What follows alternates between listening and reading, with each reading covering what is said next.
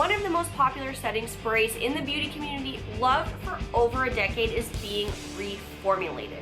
But this isn't just a new bottle and a new label. There's behind the scenes drama, a brand partnership broken, and some fascinating chemistry that explains why your makeup may not last the same way anymore. If this is your first time here, welcome. My name is Angie and I'm a chemist who loves makeup.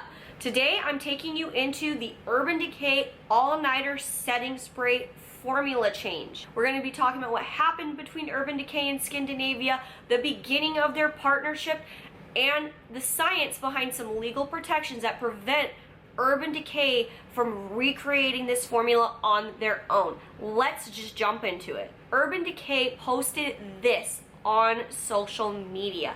They were talking about how they were reformulating the formula because they had complaints, and they've been developing this formula for 4 years. This setting spray has been super well loved for a very, very long time. So it's honestly surprising that there would be enough negative feedback that would trigger a reformulation. There's always going to be some negative feedback. It's not going to be impossible to find some to put in a social media post, but I think the vast majority of people like this product. This has been a staple for years for me, and I have had multiple bottles of this. Then Skindinavia chimes in. They posted a series of carousels with their statement on the situation that happened, basically explaining that they were blindsided by this change and they did not find out till pretty shortly prior to the launch of this new formula. And I did notice that these were popping up as sponsored posts, meaning that Skindinavia was paying to promote these and get their message out there. This also led to them commenting on Urban Decay's post. If you want a more detailed explanation of this whole situation, I'm gonna link Jen Love's reviews video down below because she explains it way better than I do, but that's my brief synopsis for you. Now we're gonna take it all the way back. Let's talk about the history behind the partnership of Urban Decay and Skindinavia. From what I can find, the Urban Decay All-Nighter Setting Spray launched in 2010 in partnership with Skindinavia. So it is in partnership with Skindinavia. If you look at any of their original bottles, they do say Skindinavia on them. That is because Skindinavia has a patent for the product, so they basically are just licensing out the right for Urban Decay to produce this product. So for context, prior to November 2012, Urban Decay was owned by, I believe, a private equity firm until it was bought out by L'Oreal. So based on the release of the all-nighter spray, that this deal had already been in place when L'Oreal purchased them. I do think that's important. We'll kind of talk about it in a little bit. So the patent for this setting spray. Alan Goldman, the owner of Skindinavia, filed for the Skindinavia patent initially in 2010, and then a continued application in 2012, and then for a final time in 2013, and the patent was awarded December 1st, 2015. So several years after the all-nighter setting spray had launched. So what it covers, to read the abstract, basically the summary, it says a pumpable liquid spray formulation for retarding degradation of color cosmetics. The pumpable liquid spray formula being characterized by the presence of at least one encapsulated evaporative cooling agent and at least one entrained solvent, and the absence of a fluorocarbon-based evaporative cooling agent, whereby the reduction of the surface temperature of the color cosmetic is achieved by a controlled release of entrained solvents by at least one evaporative cooling agent. So that was a lot of words. Let's break it down scientifically. So in this patent, they do list various versions of this product that they tried. So one thing that I thought was interesting is starting off with just the first ingredient in this product, which is water. And in the patent, they do say several formulas have it within the 82% range, or right around there. So significant amount of water, which isn't surprising. It's a spray, you want it to evaporate. And other than the solvents being alcohol and water, it seems that about 9% of the product are these other ingredients that make the product work how you want it to. So the cooling agent specified, it has to be a non-fluorinated compound, so it cannot have fluoride in it.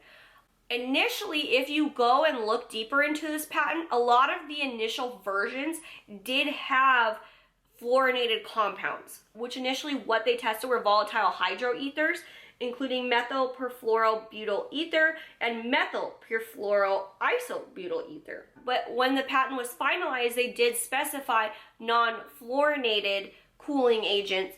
And so that could have been possibly partially due to environmental concerns, but also they did state further down in the patent that they realized that non-fluorinated cooling agents performed better. And that's why in the Urban Decay setting spray and the current Skindinavia version of the setting spray, methyl diisopropyl propionamide comes into the picture, because that has been the cooling agent since this formula came onto the market. Entrained solvent. So what entrained solvent means is basically a solvent, something that dissolves other things, is either trapped or is carried along within the formula. In this case, it's trapped within that encapsulation of the cooling agent.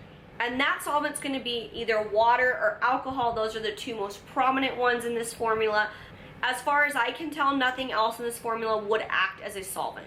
So them being traps means they can't evaporate and then cool off your skin right away. So as they are slowly released, it's continuing to cool off your skin. And that is what the patent says is making your makeup last longer.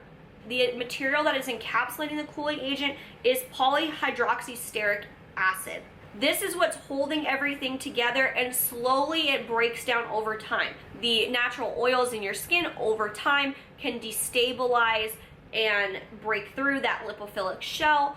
Lipophilic means that it likes oil or fat, and this makes it less able to hold on to that solvent, which is what gives us our delayed release. Basically, you have the shell mainly comprised of polyhydroxysteric acid as well as the isonanoates. Inside the shell is where you have your entrained solvent, either water or alcohol, and then you have your cooling agent, methyl diisopropyl propionamide. So basically, you spray this product on your skin. The non-trap solvent is going to evaporate away. Heat, the oil from your skin is going to start breaking down the shell. Slowly the cooling agent and the solvent are going to be released. The solvent is going to evaporate, removing heat from the skin, and this is going to help your makeup stay intact. So some of the reasons why this cooling helps your makeup last longer. Basically, cooling any sort of film formers in your makeup, your long wear makeup especially, are going to be impacted by heat on the skin. It softens the film, that makes it more prone to smudging or transferring, and cooling keeps it in that optimal state for a longer period of time. Heat can also increase your sebum production. The oil in your skin is going to break down that makeup. So reducing the production of oil can help your makeup last longer. If it's hot, you're also going to sweat, which is going to also break down anything that is water soluble, because the water will break down those ingredients. So basically, by cooling, this reduces other things, so it indirectly helps your makeup last longer.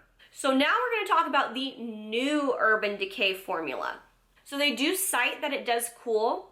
You have ingredients like water and alcohol in it, much like the other one, which is going to be standard for pretty much any setting spray. You have PVP, which is a film forming polymer that is going to create a film former to help make your makeup last longer. There's glycerin, that's going to help retain moisture in the skin because you do have alcohol, so that's going to kind of counteract any of the dryness. There's a second film former in there, and everything else is pretty much just other ingredients that are just kind of supporting the formula, but I don't think are necessarily inherent to the performance of the product. So the delivery system is different. If you'll notice, we don't have that same cooling agent like we did in the other formula. In fact, this one doesn't have a specific cooling agent. Any cooling that does happen is from the evaporation of the solvents, meaning water and alcohol, and that is what is going to cool. It's not a timed release. It's going to be kind of like a one-time deal, and the film formers are going to be what takes over that long wearability. And this is pretty similar to a lot of other setting sprays. The NYX Matte Finish Setting Spray also has PVP and uses alcohol. It has glycerin. Some of the ingredients are different, but same kind of delivery system. There's a Max Plus called the Stay Over that also is pretty similar. So now it seems that Urban Decay has had to move to more of a standard long wear setting spray because they cannot use that encapsulation system because it is protected by that patent. Non-scientific thoughts on the situation. I understand why Urban Decay kept the all-nighter name because that is a staple product and that is a staple line for them. So people who aren't aware of this situation, that are just going to buy the setting spray, especially if you've used it for a long time, are just going to go repurchase it, not probably knowing the formula change.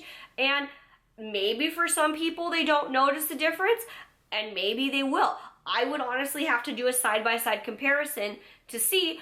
All I know is that I do really like the Skindinavia version. I'm also not surprised that this was in the works for 4 years and that Skindinavia didn't know. Basically not telling Skindinavia, hey, we still want to work with you for right now, but we're working on developing a formula. So once we get that nailed down, you guys are out of here. I don't think that's going to happen. I don't think necessarily this reformulation and the end of the partnership is the issue. I think maybe the marketing from Urban Decay probably could have been a little better. I think talking about negative comments towards the all-nighter, I don't think that was a really great play because this product is still available. So essentially this is bashing the current Skindinavia setting spray, which is never a good look. That honestly, I've never seen that go well, like putting down any other product to promote your product, at least like in like the beauty community or like a lot of like consumer spaces I've seen. Secondly, talking about how long it was in the works, I'm pretty sure is what fueled Skindinavia to bring this to light and bring why the end of the partnership to light. Also for Skindinavia, I'm sure that this was a huge deal. Skindinavia is sold in a lot of places now in terms of like online retailers, but back in the day, Urban Decay was everywhere. It was in all your Ultas, it was in all your Sephoras, in like Macy's, like Nordstrom's. It was in all these places making this product available to a lot of people. So that was probably a pretty big blow to Skindinavia. Luckily for consumers, you can still buy the Skindinavia version. Maybe there's some options for Skindinavia in the future to work with another brand. And for me as a customer, honestly, I'm probably not going to purchase the all-nighter just because it's so similar to other setting sprays. If I was going to repurchase a new setting spray, it would probably either be the Skindinavia version, I'd buy it directly from them, or I'm gonna buy that really popular one size setting spray because I've heard a lot of people say good things about it. So basically for me, the all-nighter setting spray, I'm kind of, in my head, is a new product because I'm aware of the formula change. So with that, I'm gonna link the products that I've spoken about down below. So if you click on those links down below and you purchase anything on those websites, I do get a small commission. So if you're in the mood to go shopping, feel free to use those links. They help me out. I thank you in advance if you do use those. And if you like this video, make sure to give it a thumbs up and click subscribe so you don't miss any new videos where I talk about the science behind makeup. And with that, I will see you in my next video. Bye!